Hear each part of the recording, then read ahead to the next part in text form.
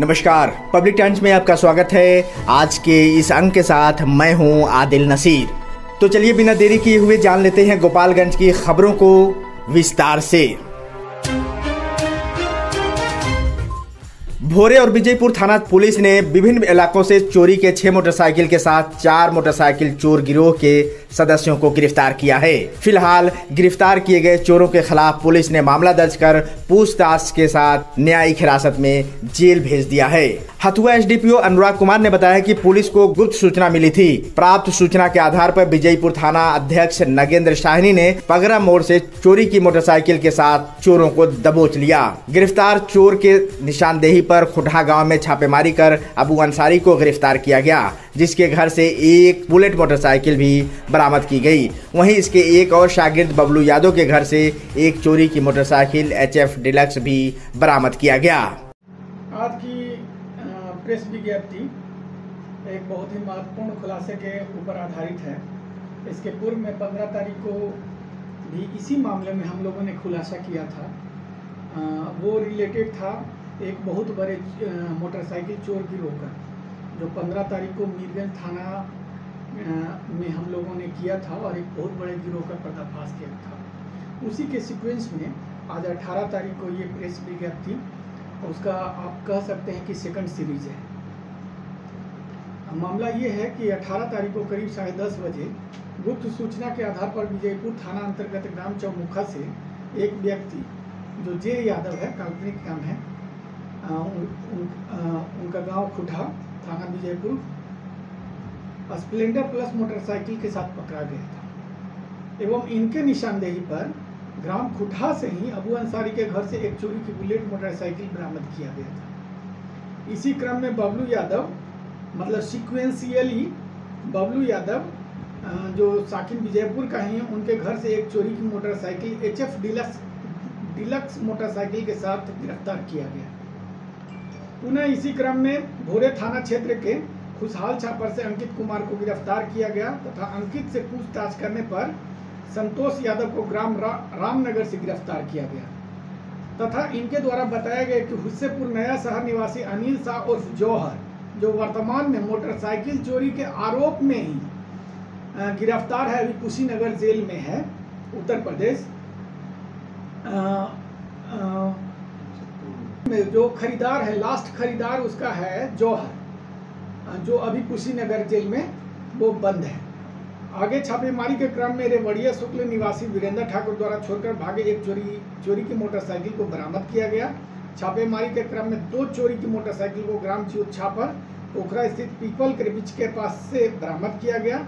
इस मोटरसाइकिल चोरों के गिरोह में और भी अभियुक्त संलिप्त हैं, जिनके विरुद्ध छापेमारी की जा रही है। गिरफ्तार 4 अभियुक्तों का आपराधिक इतिहास खंगाला जा रहा है। सर, हथियार भी बरामद हुआ है?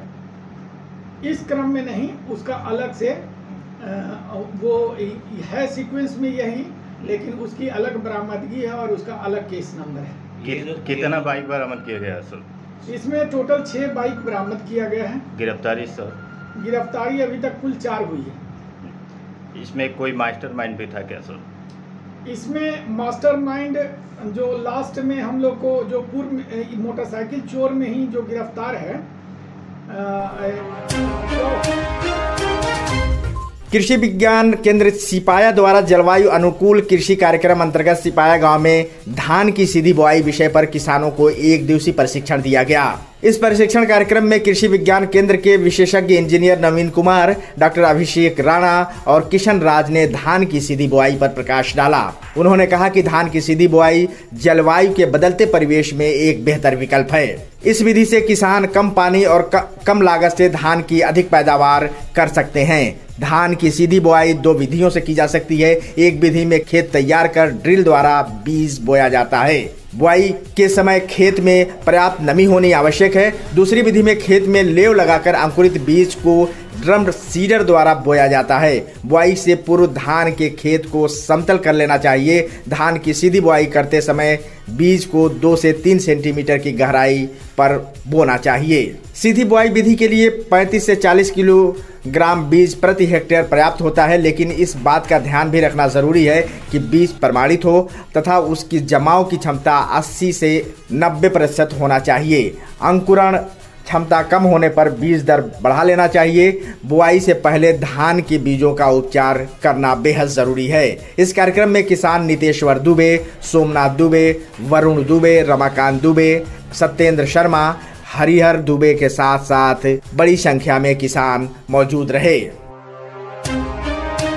छोटी सी आंखों में पूरी दुनिया को देखने का हुनर होता है, तो इसकी देखभाल बिल्कुल सावधानी से। हम हैं Titan world and Titan I plus exclusive Titan showroom, जहां कंप्यूटर द्वारा निशुल्क आंखों की जांच। अनुभव करें हमारे 20 स्टेप त्रुटिहीन घड़ियों और चश्मों के स्टार्टिंग प्राइस 599 से। तो आज ही आइए Titan world and Titan I plus, DAV high school के सामने, स्टेशन रोड, गोपालगंज।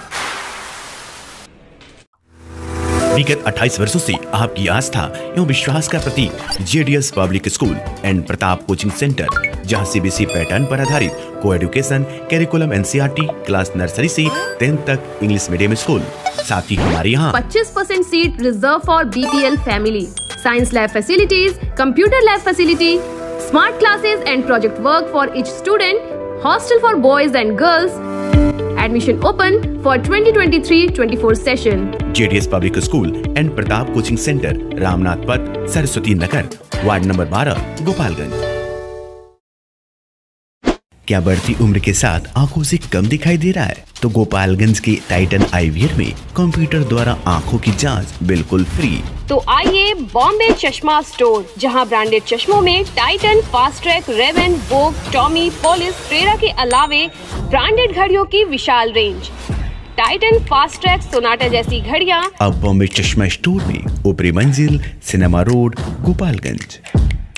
विगत 27 वर्षों से आपकी आस्था और विश्वास का प्रतीक सेंट पॉल्स स्कूल, दक्षिण भारत के शिक्षकों द्वारा संचालित, जहां CBSE पैटर्न पर क्लास प्ले टू 9 तक इंग्लिश मीडियम स्कूल। साथ ही qualified and experience teachers, computer education, game sports training, transport facilities, special spoken classes, CCTV and purified water facilities. 2023-24 के लिए नामांकन प्रारंभ। Saint Paul's school, Sasamusa, Gopalganj. हम आपके नौनिहालों को एजुकेटिंग फॉर बेटर टुमारो के लिए तैयार करती हैं। हम हैं पिपरासी इंटरनेशनल स्कूल, रेजिडेंशियल को एजुकेशन क्लास 10, शिक्षा का हाइब्रिड मॉडल, दिल्ली NCR के प्रसिद्ध स्कूलों के साथ गठजोड़ और छात्र विनिमय कार्यक्रम। उच्च या विदेशी शिक्षा हेतु उपयुक्त छात्रों के लिए छात्रवृत्ति, गर्मियों की छुट्टी के दौरान खेल, पाठ्येतर और शैक्षणिक गतिविधियों के लिए समर कैंप। 10 छात्रों पर 1 शिक्षक का अनुपात। Admission open. Piprasi international school, Thawe road, Gopalganj. आरोग्य हॉस्पिटल एवं इनफर्टिलिटी सेंटर, अब आपके शहर थावे में मरीजों के लिए सारी सुविधा उपलब्ध। लेप्रोस्कोपी, फार्मेसी, नॉर्मल डिलीवरी, सभी प्रकार की ऑपरेशन जैसे हार्निया, हाइड्रोसिल, बच्चेदानी, अपेंडिक्स, नसबंदी, ट्यूमर और पित्त की थैली में पथरी। 24 घंटा इमरजेंसी सेवा उपलब्ध। पैथोलॉजी, ECG, दूरबीन द्वारा ऑपरेशन, निरशुक्राणु का इलाज, साथ में नॉर्मल डिलीवरी का उत्तम सुविधाओं से लैस। निसंतान एवं बांझपन रोगी अवश्य मिले। आरोग्य हॉस्पिटल एवं infertility centre, Arna road, Thawe, Gopalganj.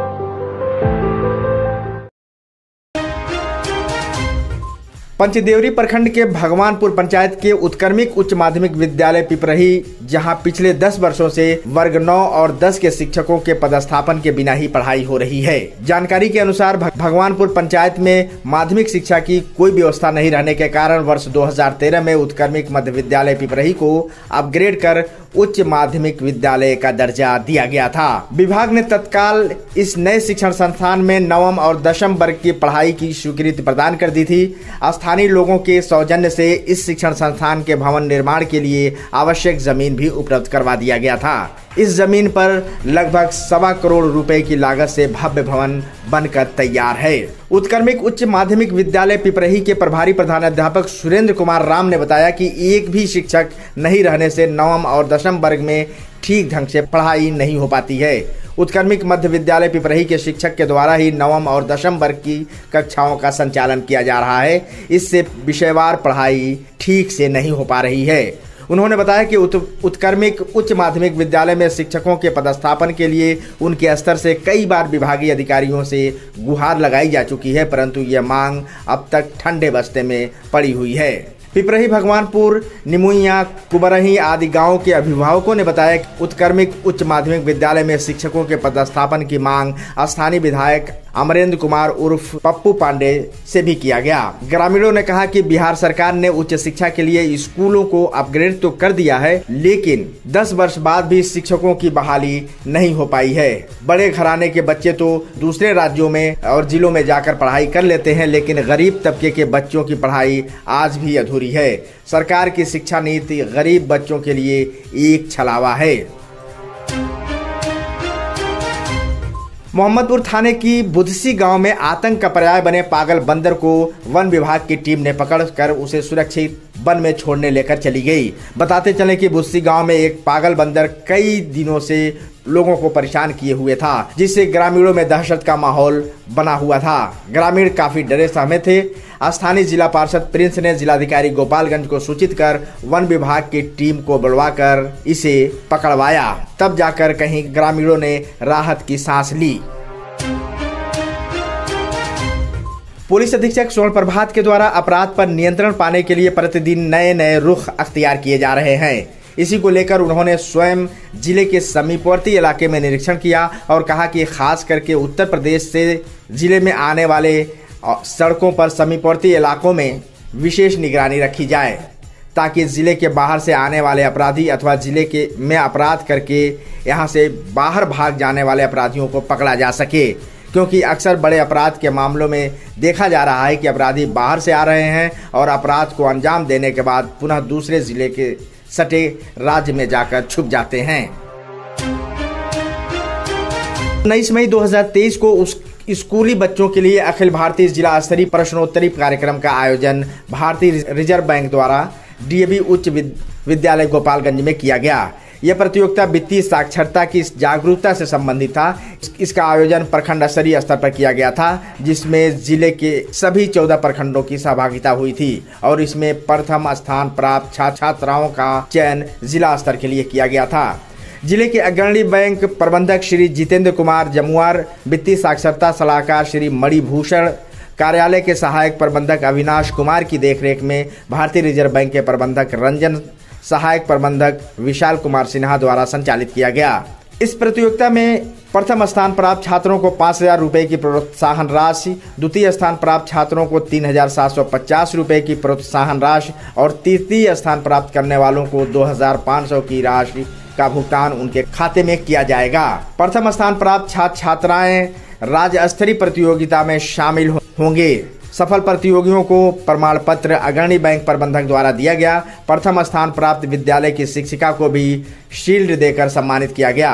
अंत में सभी आए प्रतियोगी विद्यालय के शिक्षकों छात्रों का धन्यवाद ज्ञापन श्री मणिभूषण वर्मा, वित्तीय साक्षरता सलाहकार द्वारा किया गया। जिला पदाधिकारी डॉक्टर नवल किशोर चौधरी द्वारा समाहरणालय कार्यालय कक्ष में दत्तक ग्रहणवाद की अंतिम रूप से सुनवाई कर दत्तक ग्रहण आदेश पारित किया गया।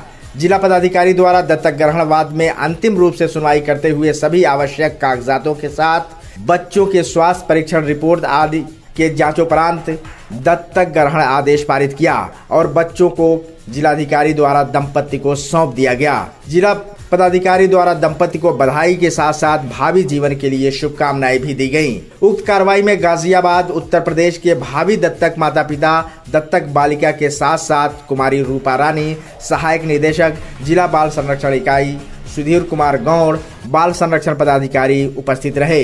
बताते चले कि अभी कुछ ही दिनों पहले महाराष्ट्र के एक दंपति ने भी इसी प्रक्रिया के तहत इसी संस्थान से एक बच्चे को गोद लिया था। जिला पदाधिकारी डॉक्टर नवल किशोर चौधरी द्वारा समाहरणालय कार्यालय कक्ष में नवचयनित किसान सलाहकारों को नियोजन पत्र सौंपा गया। जिला पदाधिकारी द्वारा चयन पत्र पाकर सभी नवनियोजित किसान सलाहकारों के चेहरे पर खुशी की लहर दिखाई दे रही थी। जिला कृषि पदाधिकारी के कार्यालय से कृषि विभाग के द्वारा किसान सलाहकार चयन हेतु विज्ञप्ति निकाली गई थी, परंतु प्रधान सचिव कृषि विभाग बिहार पटना के द्वारा चयन प्रक्रिया को स्थगित कर दिया गया था। उक्त प्रक्रिया पूर्ण नहीं होने के कारण उच्च न्यायालय द्वारा पारित आदेश के अनुपालन में तत्समय सूचीबद्ध अभ्यर्थियों को किसान सलाहकार के चयन का प्रक्रिया प्रारंभ किया गया, जिसके आलोक में सचिव कृषि विभाग बिहार पटना के निर्गत पत्र और जिला पदाधिकारी की अध्यक्षता में किसान सलाहकार के चयन समिति द्वारा लिए गए निर्णय के क्रम में कुल 25 कृषि सलाहकार के रिक्त पदों पर चयन किया गया, जिसको आज जिला कृषि पदाधिकारी भूपेंद्र मणि त्रिपाठी एवं सहायक निदेशक कृषि अभियंत्रण गौतम कुमार की उपस्थिति में जिला पदाधिकारी द्वारा नियोजन पत्र दिया गया, जिन्हें विभिन्न पंचायतों में 1 सप्ताह के अंदर अपना योगदान देना है। 7 दिनों के अंदर योगदान नहीं देने वाले चयनित किसान सलाहकारों के योगदान पर किसी प्रकार का विचार नहीं किया जाएगा। इन सभी किसान सलाहकारों को जिला पदाधिकारी द्वारा पंचायतों में विकास कार्यों के लिए पूरे मनोयोग से कार्य करने का निर्देश दिया गया। के नारायणपुर गांव के गाली मंदिर के समीप कांड के नामजद अभियुक्त को 5वें दिन भी पुलिस गिरफ्तार नहीं कर पाई। बता दें, बीते रविवार की रात अपराधियों ने बाइक पर सवार 3 युवकों को गोली और चाकू मारकर हमला कर उन्हें घायल कर दिया था। अपराधियों की गिरफ्तारी के लिए एसपी स्वर्ण प्रभात के निर्देश पर एसआईटी टीम भी गठित की गई। गठित टीम सीवान जिले के संबंधित ठिकानों पर लगातार छापेमारी कर रही है। हालांकि गोलीकांड में शामिल एक आरोपी पवन माझी को पुलिस ने गिरफ्तार कर जेल भेज दिया है। सदर एसडीपीओ प्रांजल कुमार के नेतृत्व में गठित एसआईटी टीम रात में लगातार छापेमारी कर रही है। वहीं नारायणपुर गोलीबारी में शामिल सभी अपराधी सीवान जिले के हैं, जो फरार बताए जा रहे हैं। गोलीकांड में नामजद अभियुक्त निजाम, आफ्ताब, फैयाज तथा बेलाल की गिरफ्तारी के लिए गठित एसआईटी टीम सीवान जिले में गुरुवार की रात दर्जनों स्थानों पर छापेमारी की। थाना अध्यक्ष ने बताया कि बहुत जल्द ही सभी अपराधियों को गिरफ्तार कर लिया जाएगा। पब्लिक टाइम्स में आज बस इतना ही। अगली खबर के लिए बने रहिए हमारे साथ। नमस्कार।